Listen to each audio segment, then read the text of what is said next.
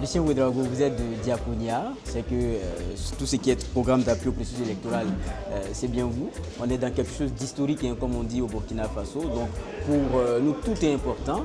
Et pour Diaconia, à travers le pape, qu'est-ce qui est prioritaire?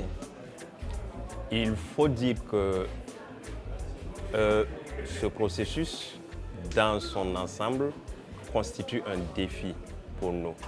Parce que c'est la première fois au Burkina Faso que nous aurons des élections véritablement ouvertes. Ainsi donc, Diaconia a décidé d'accompagner le processus électoral pour faire en sorte que les élections soient libres, transparentes et que les résultats soient acceptés par tous les acteurs et que même les perdants reconnaissent leur défaite parce que tout aura été mis en œuvre pour que ce processus soit transparent.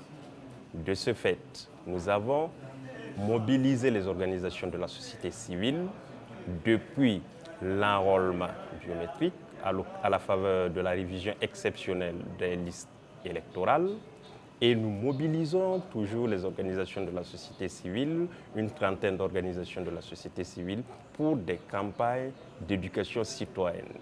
Appeler la population à aller voter et surtout à faire un vote utile.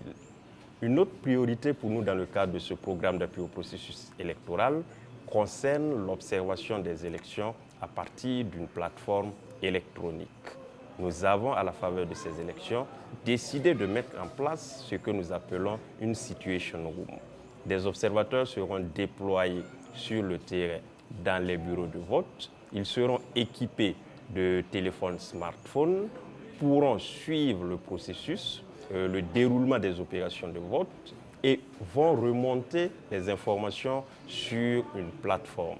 Ces informations feront l'objet d'analyses, de traitements et seront publiées de telle sorte que toute personne, tout citoyen qui accède à ce site peut suivre de bout en bout le processus électoral, le déroulement de l'opération électorale depuis l'ouverture des bureaux de vote jusqu'au dépouillement. C'est vrai que vous parlez donc de ce processus-là, des acteurs, mais il y a aussi, on va dire, le destinataire final, hein, de tout cela, qui est le peuple burkinabé qui va traduire son choix dans les urnes. Donc il faut sensibiliser. Quel est le regard que vous jetez là-dessus?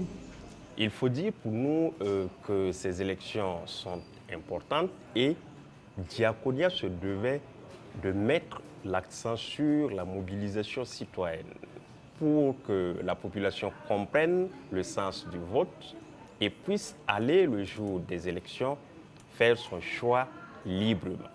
En tant que Diaconia qui mobilise les organisations de la société civile, nous n'appelons pas à voter pour tel ou tel candidat, mais nous appelons simplement à la population, les citoyens, à exercer son droit de vote, son devoir de citoyen.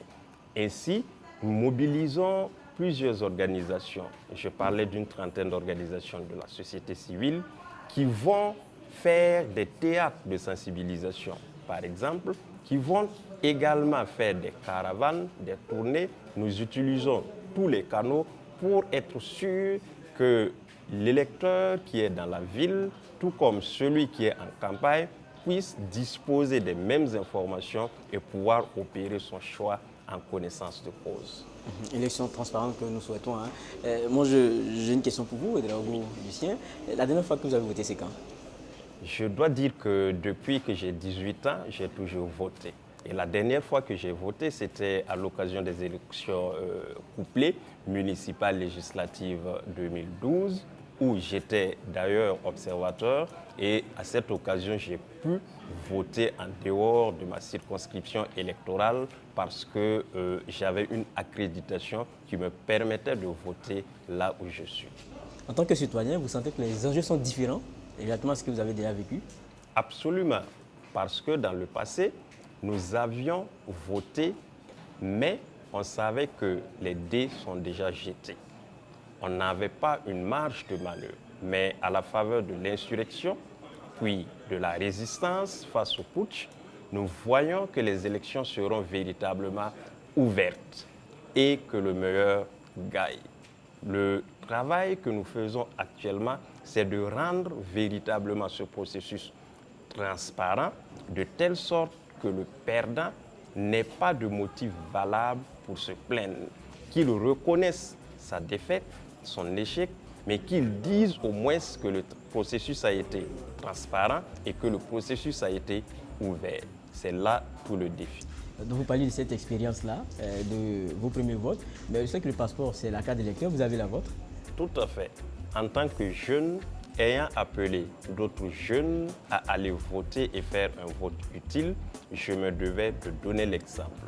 Ainsi donc, je me suis fait inscrire et je détiens ma carte d'électeur et le jour des élections, j'irai aux urnes et je ferai un vote utile. Et c'est l'occasion pour moi d'appeler les jeunes, mes camarades, compagnons, qui sont détenteurs de cartes d'électeurs, d'aller aux urnes et de faire un vote utile.